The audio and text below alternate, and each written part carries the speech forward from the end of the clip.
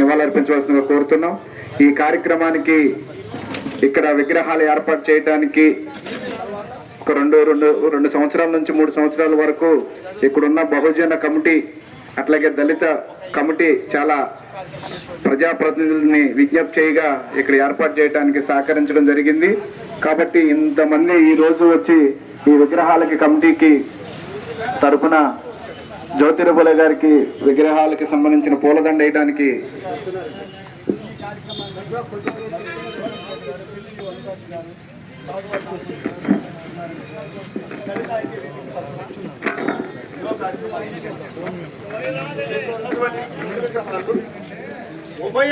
ఉభయ కృష్ణా జిల్లాలో కూడా ఈ విగ్రహాలు లేవండి.